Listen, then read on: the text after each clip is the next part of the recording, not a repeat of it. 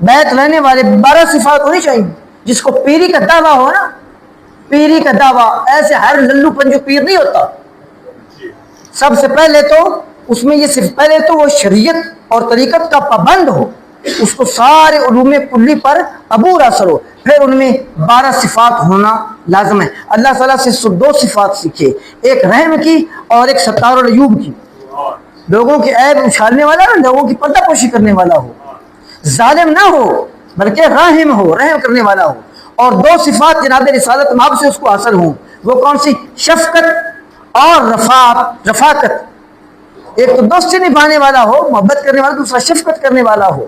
یہ اس شیخ میں 4 کوالٹیاں ہوگی جی. 2 صدیق اکبر سے ہونی چاہیے، راستی اور راست گوئی، یعنی خود صادق ہو اور دوسروں کی تصدیق کرنے والا ہو. 2 صفات یہ بھی ہونی چاہیے. 2 صفات فاروق اعظم سے ہونی چاہیے، ایک امر بالمعروف کی اور ایک نہی عن المنکر کی.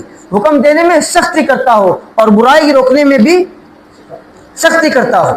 یہ بھی شیخ میں ہونی چاہیے. اتنا نرم دل نہ ہو کہ اس کے سامنے شریعت مطہرہ یا اللہ کے دین کا مذاق اڑایا رہے، وہ خاموش رہے. نہ، ایسا نہیں. حضرت عثمان غنی سے بھی 2 خصوصیات حاصل ہونی چاہیے، ایک سخاوت کی اور ایک ذکر الہی. اور کہتے ہیں کہ مولا علی المرتضیٰ سے بھی 2 خوبیاں ہونی چاہیے، ایک علم کی اور ایک شجاعت. شجاع بھی ہو، بزدل نہ ہو، جمع مرد ہو. جو علامہ اقبال صاحب نے کہا نا، نکل کر خانقاہوں سے ادا کر رسم شبیری. ایسا صوفی نہ ہو کہ جس کو رسم شبیری ادا کرنے میں کوئی ہچکچاہٹ ہوتی ہو.